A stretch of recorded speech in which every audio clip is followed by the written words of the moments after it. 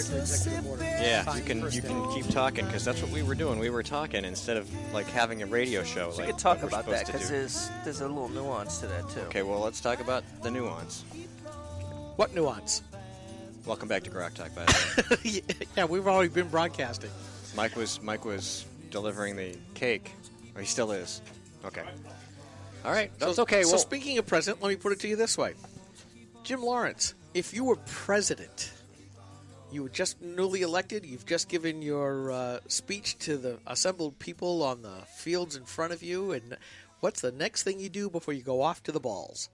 You know, that's a very unfair question. I haven't been elected to anything other than state rep, to date. But I'll go with you with this for a second.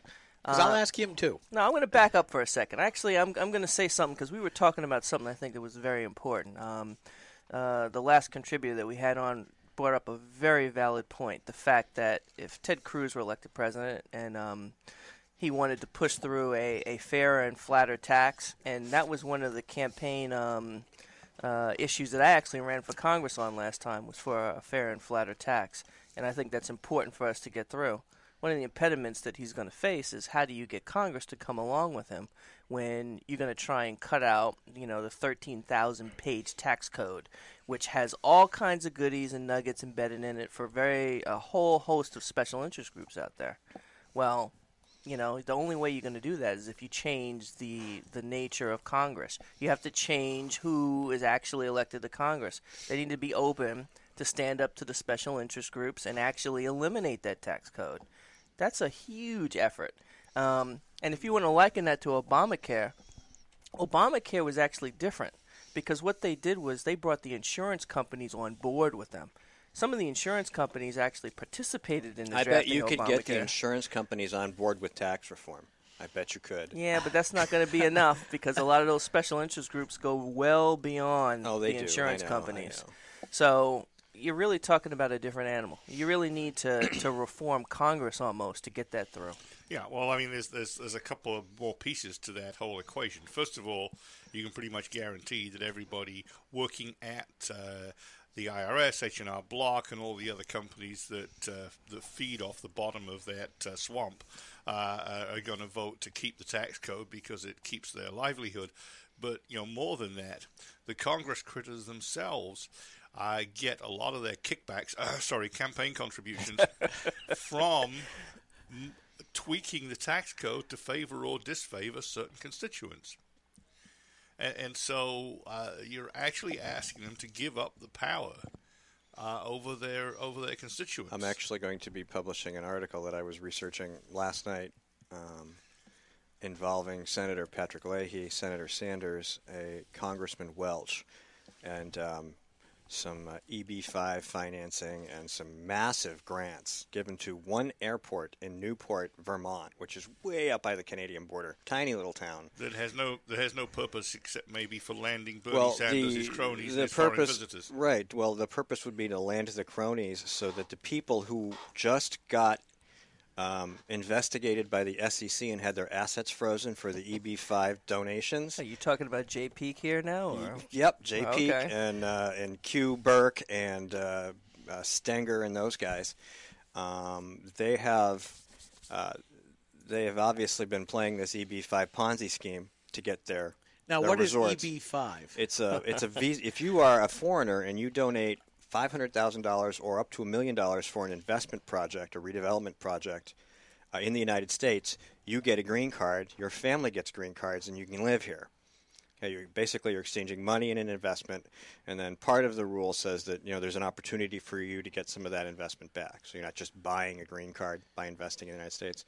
So that's really what it is. It's basically you buy yourself a visa. It's supposed and you to get incentivize foreign entities to invest in American interests. Right, and on its face, it's a fairly good idea. The Canadians do it as well.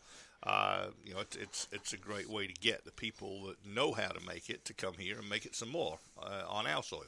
Well, anyway, they used that money for these various projects, and at the same time, they managed to purloin, through the efforts of Senator Leahy, Senator Sanders, and Congressman Welch, $17 million in renovations over 2 years to this tiny little airport. And how many planes fly in and out? Well, none really, probably. I don't even know if they've done the renovations yet or not. But, 8.8 million in 2014, 8.3 million, that was from the FAA, I think, and then 8.3 million from DOT this year. And you know who the developer is for the remodel? Is it Les Otten? No, but it's the guys who got the EB5 money who redeveloped those projects, J. Peak and Kuberg. So anyway, I've got all this stuff I'm going to publish today about this massive and of course, yes, the people who are involved with the redevelopment, they've all given campaign contributions to Leahy and the congressman and the Democrat Party in Vermont. So it's all very interesting. My kids are going to be very upset with you, by the way. Why? They like J. Because Peak? I've taken them to J. Peak on several vacations, and they do like going up there. So now I'm going to have to reconsider that, considering everything I've just learned. But Right, but just because you like going somewhere, it doesn't mean the owner's not crooked. Well, there's a problem. That's true. That's true. And the SEC.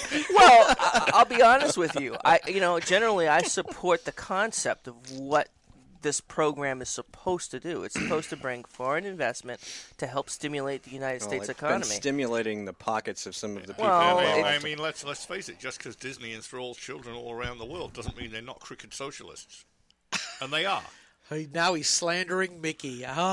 Mickey. You know what? Minnie. I have to. I'm gonna have to defend the man who started. Walt Disney was a wonderful man. No, I'm not sure where the organization is going now, but I know his intentions were pure, and he was a good American. So I'll leave it at that. And a lot of companies have started like that, but I think you look at Disney today, and there's certainly the H-1B visa problems that they have right now. They're getting well publicized. This is the technology equivalent of what the E5B stuff, which is a lot of these visas are being snapped up by Indian outsourcers, and they're coming in, and the American citizens, this is what gets me. The politicians will talk about they want good, high-paying American jobs, and then they say, well, let's expand the H-1B visas to bring in all of these low-cost offshores. Instead of sending all the business offshore, they bring them onshore. They've made all of these American workers train their replacements that are going to be earning less than a half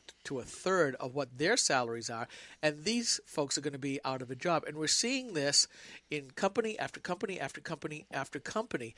And, if I was to tell my kids, go learn computer programming nowadays, I'm going to go, is this really what I want to do, is tell my kids to go into what's turning into a dead-end industry? I'm not sure that it is a dead end. You've got to be careful where you work. If you go and do software at a big corporation, you're just a cog in the wheel. If you go and band together with some friends and come up with something new, like Bill Gates did originally, like the folks that found various gaming companies do, I think you're onto something. Somebody like Bill Gates or maybe the guys over at Google or some other place will give you a few $billion and buy your startup, and then you can go live on a beach. Page and Bryn. I nearly said Page and Plant, but you know what I mean. Page and Bryn. Page, yes. I couldn't think of his first name. But you got to That's realize why I not stumbled. everybody has the mentality and Larry outlook. Page and Sergey Brin, right? Yeah. Yes. See, those PageRank, people hear about PageRank and they think it has to do with the page. No, it doesn't. It has to do with Larry Page, who invented the damn thing.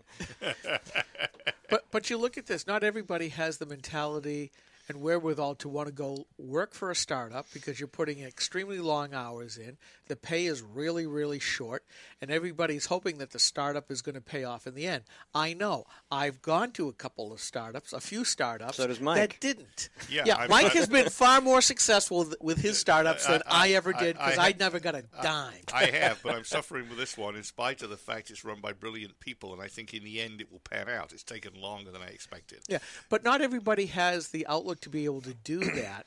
And most people will just say, I just want to do a job rather than being part of a startup. And a lot of these people said, I followed the American dream. I got my education because nowadays you got to have a degree. Although when I got started, I knew kids who didn't even finish high school that were far better programmers than I was with a master's. I mean, that's just the way the programming works. When I worked at Digital Equipment and Wang Labs, you could do that then. But not everybody has that chance to do that. And when I look at these people who are suffering because of these H-1Bs, you got to say, what's the rigged game? Like with the E-5Bs, what is being done to hollow this out? And it's starting to rise up that you can abuse all of these visa programs really, really badly. Yeah, and don't for 1 minute think these companies are actually getting away with it. You know, when you replace your network administration folks and your computer administration folks with people that are basically underpaid and less qualified, and they are. And I'm not knocking the Indians that come here on legitimate visas and do development work and rise up through the process. I'm talking about the cheap labor that's hired. When you invest in cheap underqualified labor, you get cheap underqualified networks and computer systems, and I can tell you that Disney suffers. Well, now that we've run that into the rat hole, I've worked in enough places, and I'm not naming any of them, but I've worked in enough places, past lives, where it can legitimately be called a Mickey Mouse network. Well, the interesting thing is that whether we were talking about the HB5 visas or EB5s. EB5, I'm EB5s sorry, or too many letters and numbers going around here. But you talk about The these HIV various visa programs that the government is administrating. I mean, we're really talking about a lack of government accountability. That's really what's at hand here. That's the issue. Well, and that's always going to be a problem whenever the government gets involved in doing something like this, because let's face facts.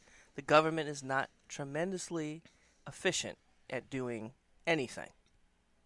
Can we agree on that? Oh, Sure. yes. Yeah, the government Yes, we can. shouldn't be doing most of this, and the immigration system should be hugely simplified, and the laws should be followed strictly. all right, let me bring it back, because my original question is, if you were president, what would you first be doing? We've kind of strayed far afield from that. But let's bring it back. There is a renewed interest because of the Tea Party movement, and now we're seeing one of the Tea Partiers, Ted Cruz, actually being a very viable candidate. Not bad for a movement that's only 7 years old, that has taken the agenda over almost in the Congress, certainly in the House, if not in the Senate. But if you were to be down in D.C., in the Congress this time, I'm hearing that it doesn't do an awful lot. What would you do to try to solve that problem? For me, I like the old idea, take government, throw it in a burlap bag, tie a rope around it, and throw it in the bathtub. Or, conversely, every time they get an inch of snow, they always send home the non-essential people. Don't bring them back. Thank you. That's exactly what I do. But Congress works very slowly that way.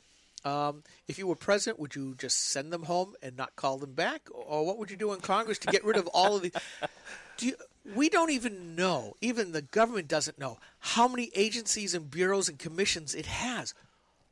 How do you stop this Leviathan from oozing all over further? Well, for Stop paying them. Primordial ooze. What a picture.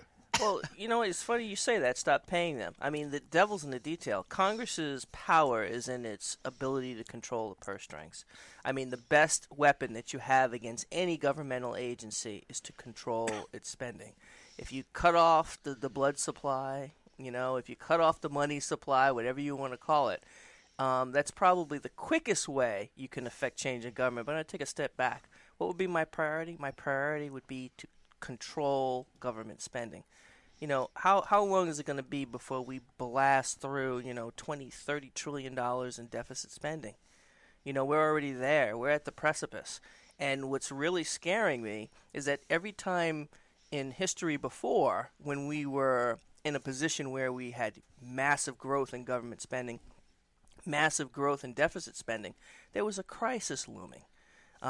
There was a war that we had to go and fight that we didn't anticipate in fighting. Right now, our military is at a very, very low state of readiness. We've raided the coffers of our military. We've overused our military, and we haven't funded them to the proper level. And we're still spending money left and right down in Washington, D.C. So the first thing we have to do is get control over spending. Because if we don't do that, if something happens bad that we don't account for, or we don't forecast properly for, we're really in trouble. Matter of fact, I'm scared to death that the next bad actor is going to raise up his ugly head in North Korea or somewhere else in the world. We're going to be forced to respond, and we're already at $20 trillion deficit spending. Where do we go from there? It's a very good question, and the problem is I don't see either party in Congress willing to take the steps to use the power of the purse. I mean, they just made that secret deal, well, not so secret anymore, with Obama to break the sequester. So now we're spending even more, even with almost $20 trillion in debt, national debt. And I keep going, here's a man-made crisis of epic proportion, and we just keep doing the same things over and over again. And I look to the party of the Republicans being that self-proclaiming lesser government, lesser taxes. And I see them spending just as fast because if without the Republican majorities in the House and the Senate, they couldn't have the sequester couldn't have been broken. I'm not saying that right, but you get the gist. I get what you're saying. But yeah. And I'm looking at this going, how do I trust? Yeah, how do I trust that 19 and a half already? Somebody is going to go down there and get that done. Oh, we hear it all the time. But I see very few people. We see the Freedom Caucus, the larger Republican study committee. But I really look at the Freedom Caucus, again, mostly Tea Party type folks who are basically saying, here's what the federal government's supposed to do. It's only a few things. I'm not an anarchist, although the Democrats love to call me anti-government. No, I'm not anti-government. I want a limited government that does the things it's supposed to do and do it exceedingly well, and let the states, if you're just talking about the federal government, let the states do everything else. But we can't seem to get it, even through the Republican representatives, to do that. No. How could you persuade your fellow Republicans and even some Democrats Well, I would to argue get back that, on the horse? I'd argue that I don't know if I could persuade them. Veto every single budget bill with all their crappy spending priorities in it until they get it right. Persuasion, I don't think, is what's going to be in order. Right now, we're at such dire straits with the situation. I think people need to be forced to act. Well, I think it's important that, what I just said matters. If you say as your president, I'm not going to sign budgets with all this garbage in it, you got to take all the garbage out, which means I now own you because you can't fund those cute little projects back home. But I have a solution for that. See, if we don't take money from the states, they get to keep it. They can fund their own goofy little projects. So why don't we shut down the government and let the states run everything, and we'll just do our little part? Congressmen are terrified of that. Yeah, no! Make them dance. The one thing that you need on top of that is you need an enforceable tithe on the states for the small amount that the federal government actually needs to do, which is defense and diplomacy. Everything else should be turned over to the states. All right, we got about 40 seconds. We're going to go to break. We're going to have a little 5-minute news hour thingy, and then we'll be back at the top of the next hour. We can continue this conversation, or we can start a new one. Everybody stay tuned, and hopefully this will all work, and I can push the right buttons, and we'll be able to go to break. From the CNHT studios in Concord, New Hampshire, just a few blocks from the New Hampshire State House, this is Law Talk.